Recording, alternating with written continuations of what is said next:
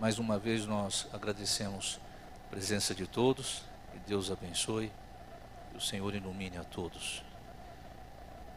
Hoje nós estamos recebendo também o pastor William, sua esposa Vanessa. Pastor William, ele é o departamental de mordomia da nossa associação. Seja bem-vindo, que Deus te abençoe e te guarde. Por gentileza, já é membro da nossa igreja? Já pediu a carta para cá? Ainda não, porque ele me disse que vai pedir a carta para cá com a família.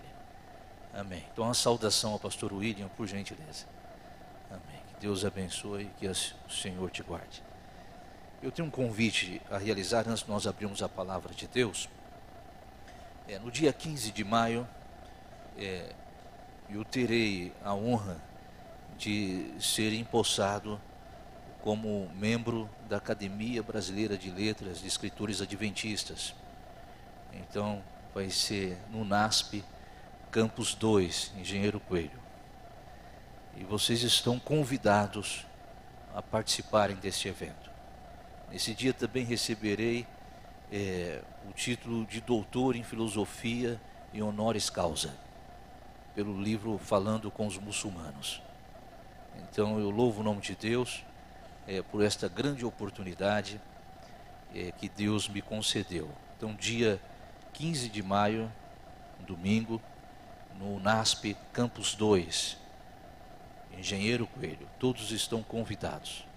Começa às 9 horas da manhã na capela do dormitório masculino do NASP Campus 2. Nós vamos abrir a palavra de Deus, por gentileza, em São João capítulo 4.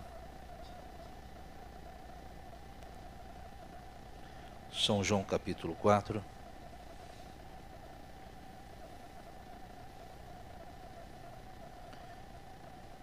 Texto conhecido de todos, história da mulher samaritana.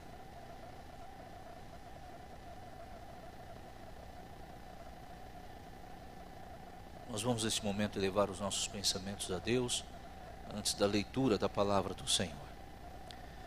Grande Pai Celestial, nós te louvamos porque estamos em tua casa de oração. Nós te louvamos pela grande oportunidade que nós temos nesse momento de ouvir a tua palavra. Que o Senhor abençoe cada filho aqui presente, para que esta mensagem expositiva do Evangelho venha de encontro com os anseios da alma. E o Senhor também, ó Deus, perdoe os nossos pecados. É o que nós te pedimos, pelo nosso Senhor e Salvador Jesus Cristo. Amém. São João capítulo 4. A palavra do Senhor nos diz assim: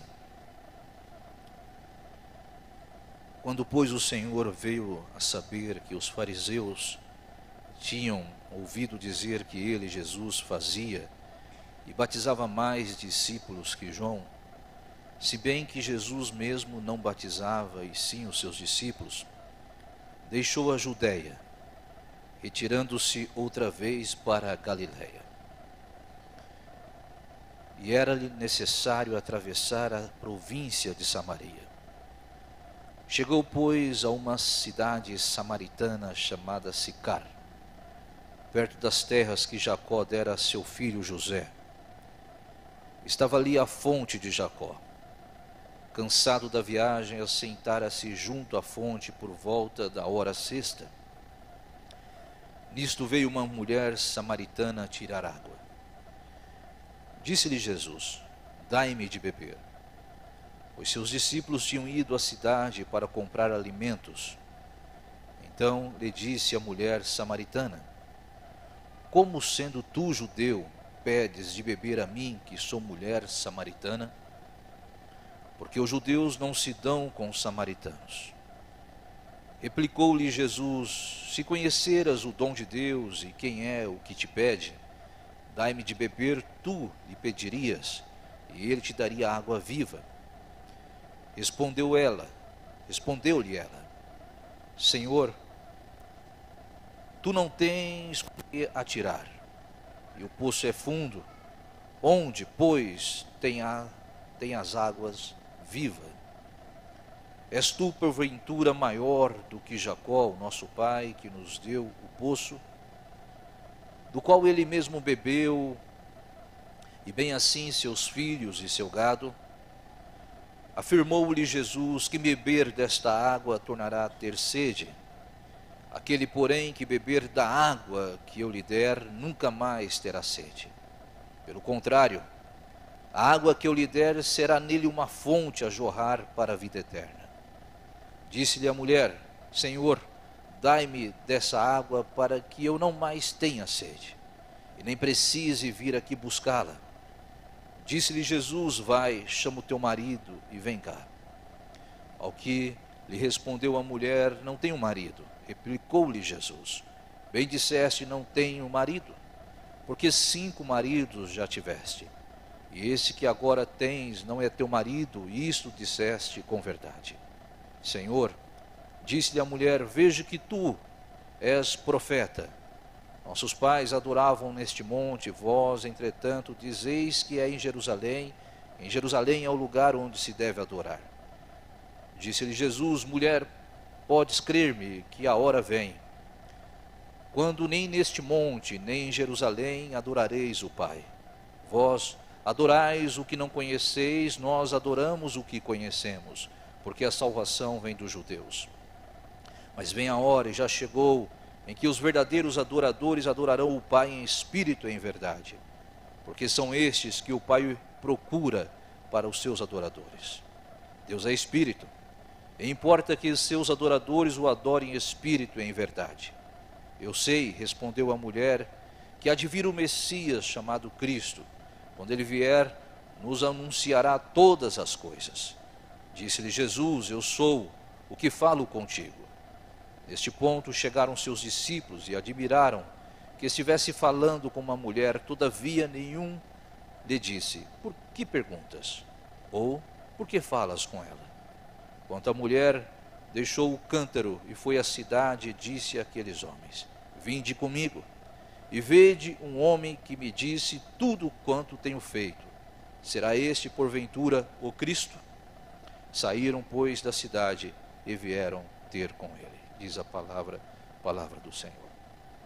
O contexto do Evangelho de João é o contexto para apresentar Jesus não como Deus, mas a ideia de apresentar Jesus como homem.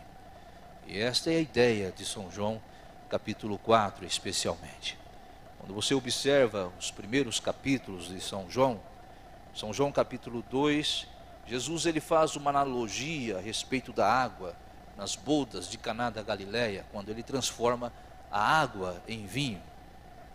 Jesus estava ensinando que salvação é uma festa e salvação não pode acabar. A festa de Deus não pode acabar. Em São João 3, nós temos a história de Nicodemos.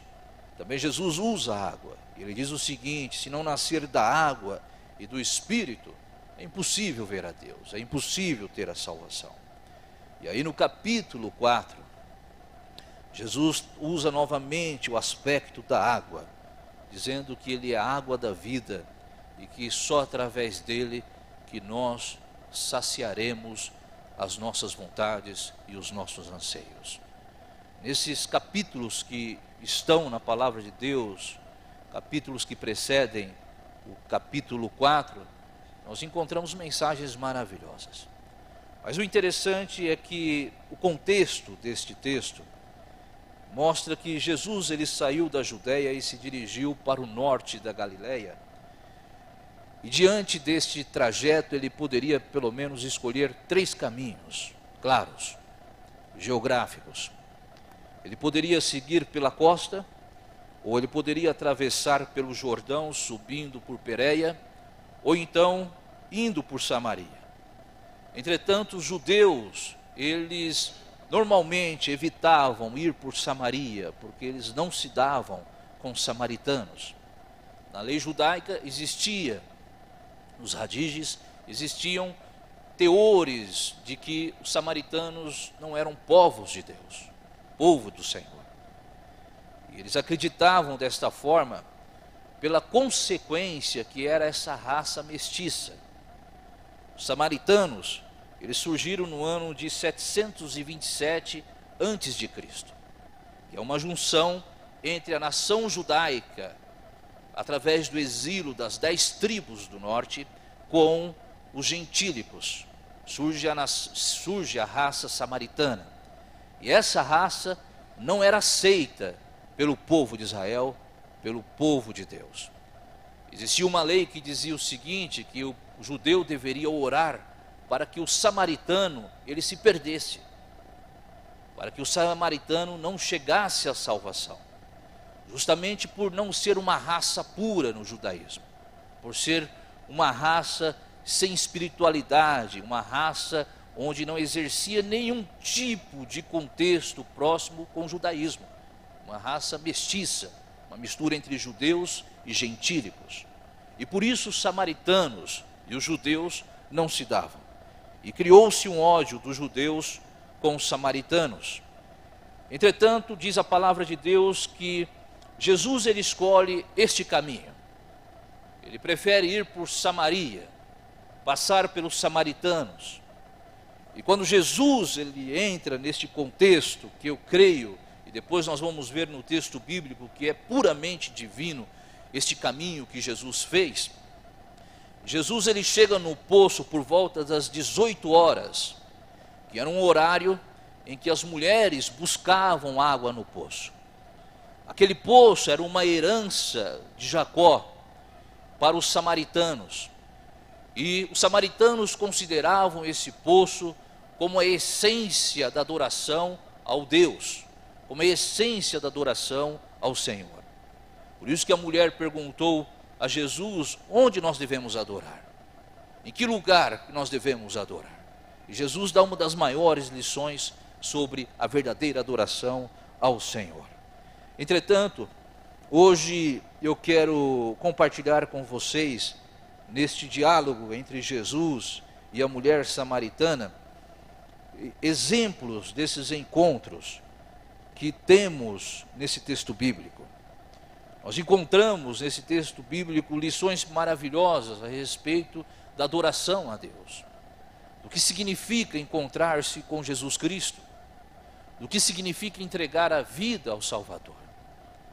E quando você percebe o diálogo, você entra nesta narrativa, vivenciando os aspectos mais lindos do Evangelho, vivenciando os aspectos mais nobres da salvação.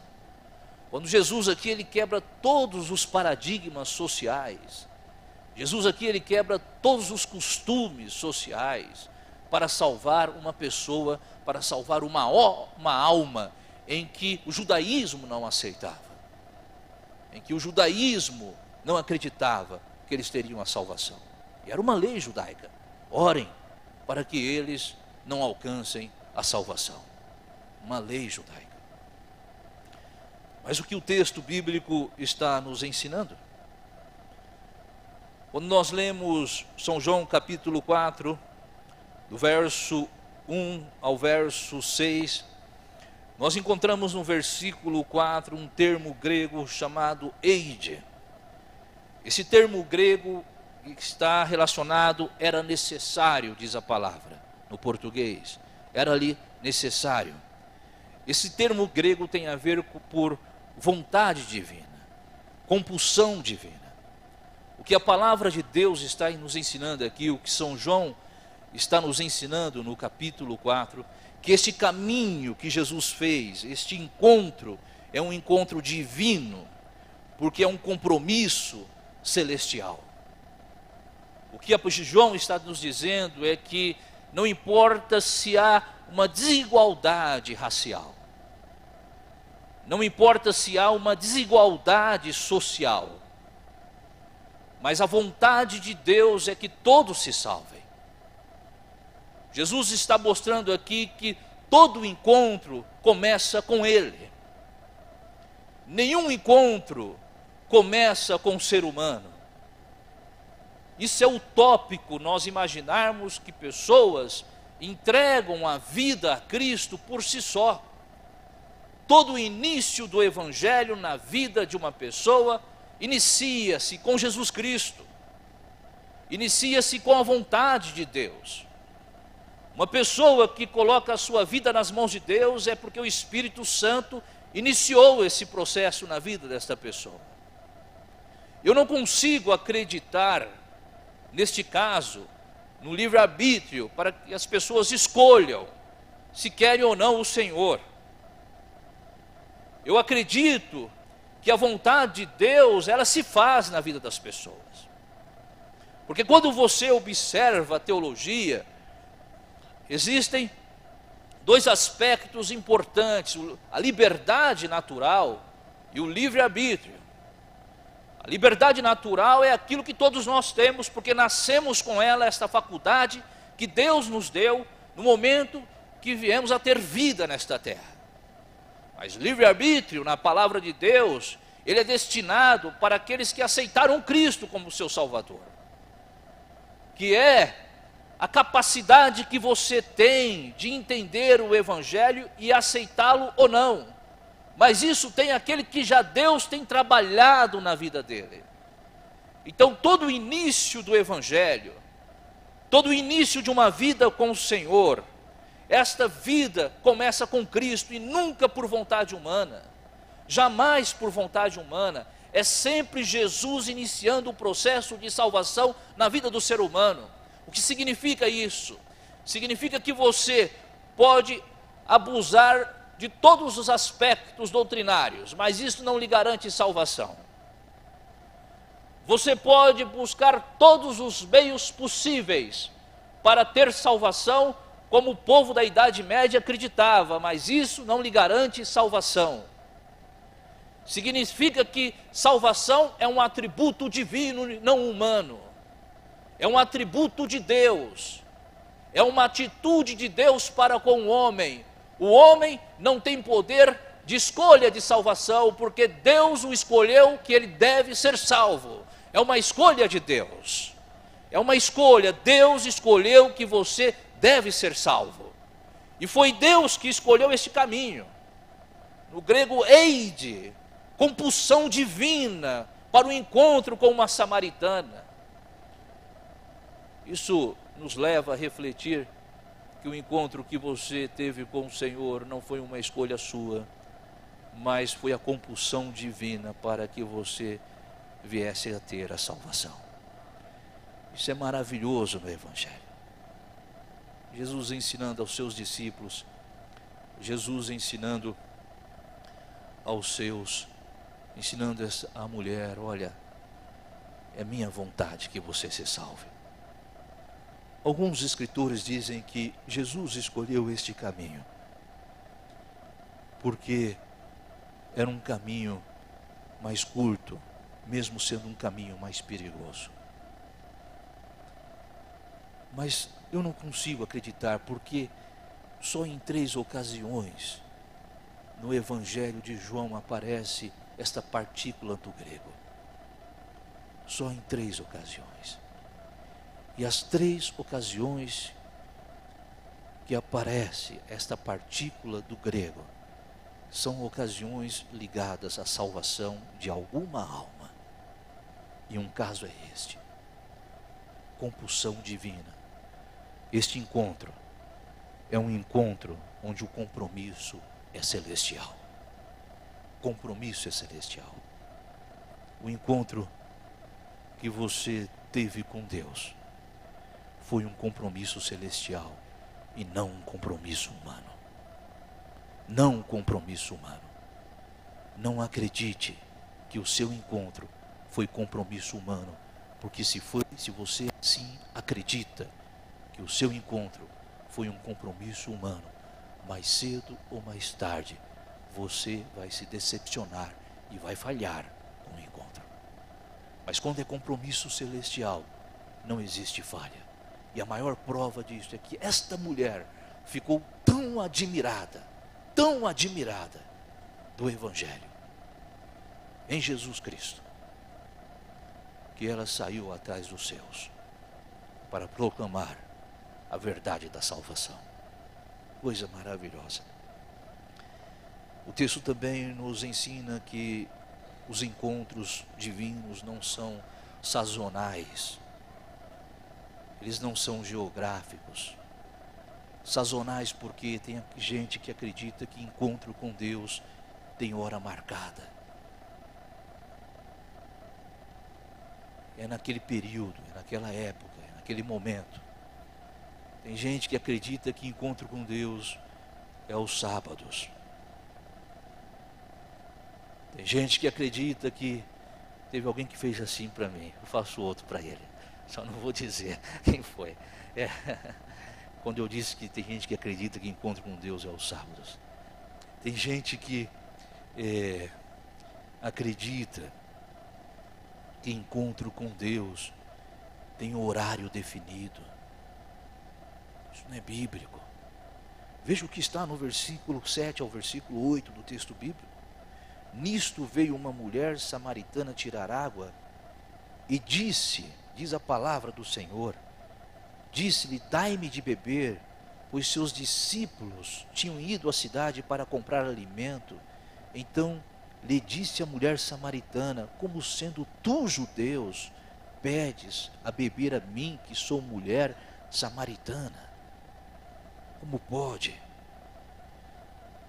Veja que a mulher samaritana encontrou Jesus, foi numa sinagoga? Não. Foi lá no monte, onde eles adoravam o Deus? Não.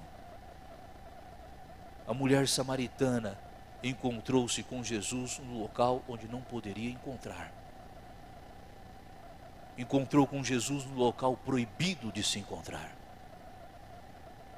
Porque o texto aqui entre parênteses diz assim, porque os judeus não se dão com os samaritanos. Ali não era o local para conversar com uma mulher. Pela lei judaica, não era próprio socialmente que Jesus praticasse tal coisa.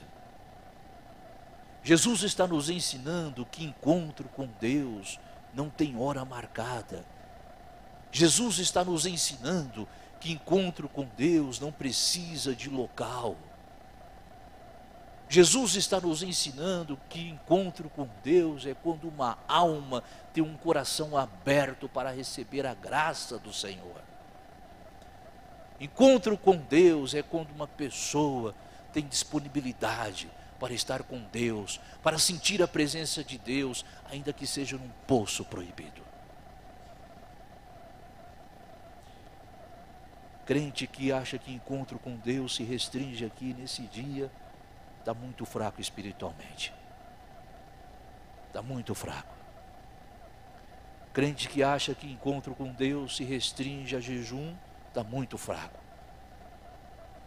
Vida religiosa com Jesus é uma vida diária, constante. Não é sazonal, não é geográfica. Jesus está nos ensinando isso. E diz a palavra que era apenas mais um dia normal. E lá estava ela ocupada com as suas tarefas diárias. Foi buscar água. Foi buscar água.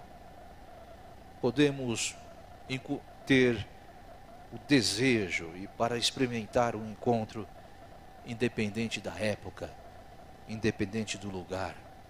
Por isso, querido, não fica dizendo ao Senhor, ainda não posso entregar a minha vida a Jesus. Ainda é cedo para colocar o meu coração nas mãos de Jesus. Preciso mudar isso, preciso mudar aquilo. Preciso transformar a minha vida. Ninguém consegue transformar a sua vida a não ser que comece com Cristo. A não ser que comece com Cristo. Ninguém consegue entender o Evangelho a não ser que inicia-se com Jesus, porque Cristo, diz a palavra de Deus, Ele é o alfa e Ele é o ômega, Ele é o princípio e o fim de todas as coisas. Você está ali no meio, para ser usado por Jesus da maneira como Ele deseja, da forma como Ele queira. Isto é o Evangelho verdadeiro. Não está restrito à igreja, Evangelho verdadeiro não está restrito a dia da semana. O evangelho verdadeiro é um encontro que você tem com o Senhor todos os dias da sua vida. Todos os dias da sua vida. Isso é o evangelho verdadeiro. Jesus também está nos ensinando aqui que os encontros divinos nos convencem da nossa condição pecaminosa. Condição pecaminosa. Do verso 9 ao verso 18, Jesus tem um diálogo com esta mulher. Observe que naquela parte que nós acabamos de citar, no versículo 8, versículo 9, quando entre parênteses está, porque os judeus não se dão com os samaritanos, a melhor tradução do grego é, os judeus não usam talhas dos samaritanos. Os judeus não usam talhas dos samaritanos. Mas daí os tradutores colocaram, os judeus não se dão com os samaritanos. Mas por que os judeus não usavam talhas dos samaritanos? Porque eles consideravam as talhas dos samaritanos impuras. Então um judeu jamais poderia tocar em uma talha dos samaritanos. Por isso existia o local específico para que os samaritanos pegassem água, e um local específico para que os judeus pegassem água. E o judeu tinha suas talhas, os samaritanos usavam as suas talhas. E quando você observa a riqueza do texto bíblico, lá no capítulo 2 de São João, nos diz que Jesus pediu para colocar água na talha. E eram talhas usadas na purificação. E quando um filho casava, estas mesmas talhas eram usadas no casamento, porque eles acreditavam que o casamento era uma purificação da vida, como um sacramento. Aí Jesus, ele quebra um dos maiores paradigmas religiosos, ele vai junto ao poço e pede água, disposto a usar as talhas dos samaritanos. O que Jesus queria ensinar a esta mulher, quando ele colocou-se à disposição a usar uma talha que era considerada impura, e se tocasse nela, tornaria-se impuro. O que Jesus quis ensinar? Primeiro, Jesus quis ensinar quem ele era para esta mulher. Porque tudo que ele toca, em tudo que ele toca, ainda que seja impuro, jamais ele se torna impuro, mas o que é impuro se torna puro. Então eu sou, disse Jesus a esta mulher, eu posso usar as suas talhas. Os judeus não podem. Eu sendo judeu, mas eu posso usar as suas talhas. Jesus estava dizendo, eu sou o Senhor. E tudo que eu toco é impuro, se torna puro, diz a palavra. Jesus tocou um leproso considerado impuro, e o leproso se tornou puro. Jesus tocou na mulher adúltera, considerada impura, e se tornou pura. Onde Cristo toca, as coisas mudam. Existe novidade de vida, existe transformação. Se Cristo toca na sua vida, querido, não importa quão pecaminoso você seja, e qual seja o tamanho do seu pecado, você se torna puro. Se torna puro para a glória de Deus. Jesus também estava querendo ensinar a esta mulher o que ele tinha a oferecer. Você me oferece talhas impuras, com uma água que agora também é impura. Por isso que Jesus disse, eu sou a água da vida. Jesus estava oferecendo a esta mulher muito mais do que pureza, mas Jesus estava oferecendo a ela salvação. Jesus estava dizendo a esta mulher, ao usar a sua talha, você poderá ter o verdadeiro sentido na sua vida de que você está salva. Jesus estava equiparando as talhas usadas em São João capítulo 2, no casamento, que eram talhas puras, usadas pelos judeus, com uma talha impura, dizendo, porque eu toco. O que eu tenho a oferecer é muito mais do que você tem a me oferecer. O que Jesus está nos ensinando? que todo o seu esforço humano, toda a sua atitude humana para agradá-lo não é nada comparado àquilo que Ele tem a lhe oferecer. Essas coisas se perdem comparado àquilo que o Senhor tem a lhe oferecer. A palavra grega que nós encontramos aqui é pitsou, que significa: se crê em mim, você se torna verdade e você chega ao fim do pecado. Se você crê em mim, que eu posso fazer alguma coisa na sua vida, você se torna verdade e você chega ao fim do pecado. Em Cristo chegamos no fim do pecado. Não há mais pecado em Cristo, porque cremos no nosso Salvador. Jesus também queria oferecer a esta mulher neste encontro como ela receberia essa dádiva. Essa dádiva viria só através de Cristo. Os samaritanos acreditavam que a salvação se dava através de esforços pessoais, como os gentios acreditavam. Por eles não se darem como os judeus, então eles anularam a cultura judaica nessa raça mestiça e acrescentaram nessa raça mestiça a cultura gentílica. E eles acreditavam que a salvação vinha pelos méritos próprios, pela ação humana, pelo desejo humano, pela vontade humana. Jesus está ensinando a esta mulher que a salvação, esta dádiva, é por vontade dele, de Deus. Jesus está confrontando esta mulher a uma nova perspectiva de vida, a um novo senso de vida. Jesus também nos ensina que os encontros divinos reacendem o fogo em nossos corações.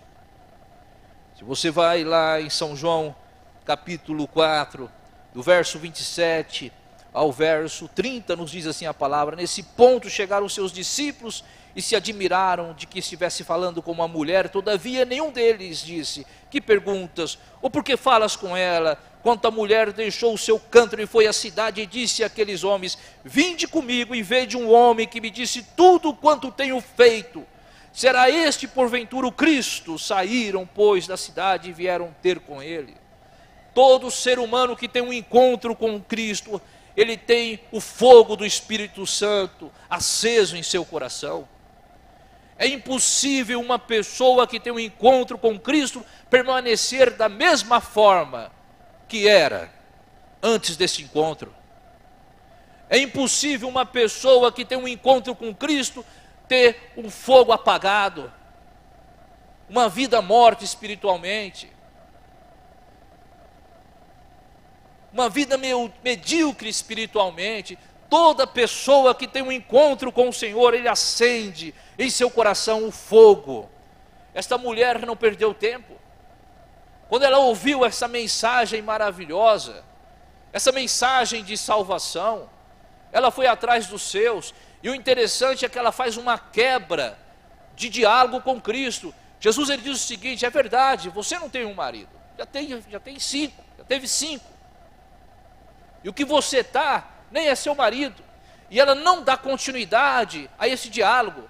Observe no texto bíblico que ela muda o assunto. Ela diz o seguinte: Senhor, disse-lhe a mulher, diz lá: vejo que tu és profeta. Nossos pais adoravam neste monte, vós entretanto dizeis que em Jerusalém é um lugar onde se deve adorar.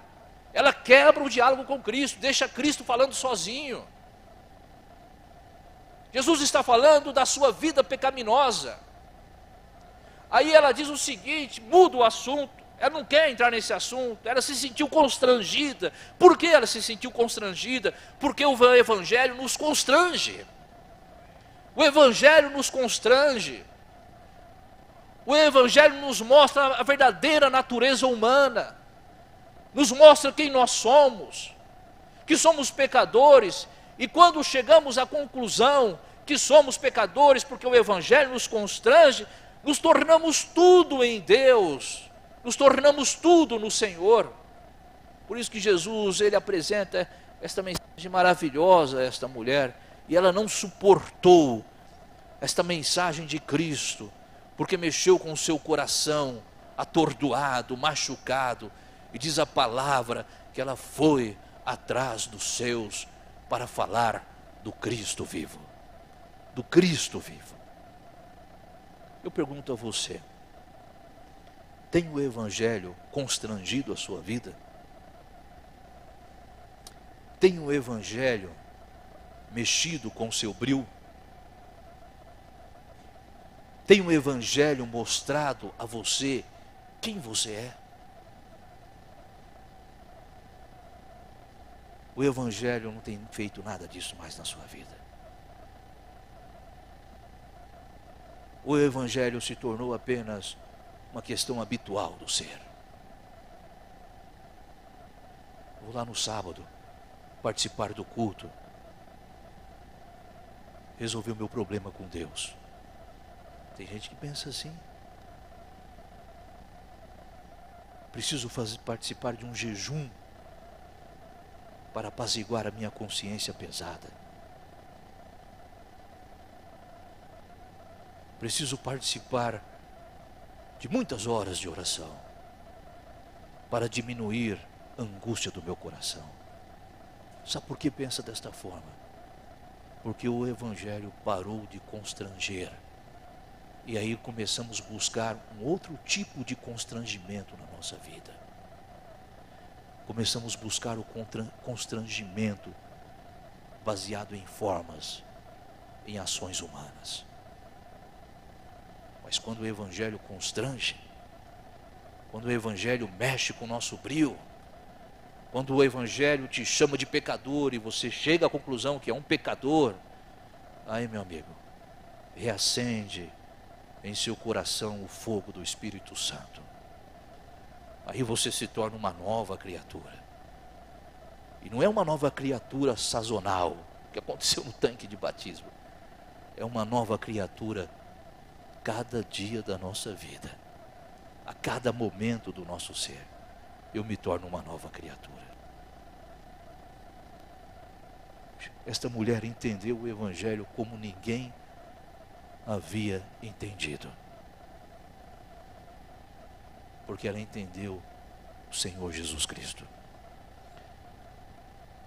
E Jesus também está nos ensinando que o encontro com Ele, o encontro divino, provoca na vida humana uma transformação. Uma transformação. E não somente uma transformação pessoal, mas também provoca na vida humana uma transformação da nossa casa, do nosso lar, dos nossos filhos, da nossa esposa, do nosso marido, dos nossos amigos. O Evangelho não só constrange a sua vida, mas o Evangelho é luz para todos. Luz para todos. Veja o que aconteceu no versículo 41. Muitos outros creram nele. Muitos outros creram nele, por causa da sua palavra. E diziam à mulher: já agora não é pelo que disseste que nós cremos, mas porque nós mesmos temos ouvido e sabemos que este verdadeiramente é o Salvador deste mundo. Verdadeiramente é o Salvador deste mundo. Queridos, nós precisamos lembrar dos compromissos celestes do Senhor para conosco. O Senhor tem compromissos diários com você. Tem compromissos maravilhosos com a sua vida. A única coisa que o Senhor quer lhe oferecer é a água da vida, para que a sua vida se torne uma fonte a jorrar, para que você seja uma nova criatura, um novo ser, para que você tenha paz na sua alma. Estou fazendo 16 anos de ministério. Percebi tarde, muito tarde, mas só fui entender o Evangelho de uns 5 anos para cá.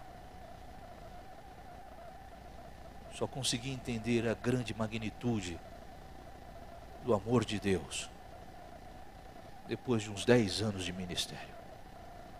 E sou muito grato ao Senhor, porque me mostrou ainda com precisão e muito cedo. Muito cedo.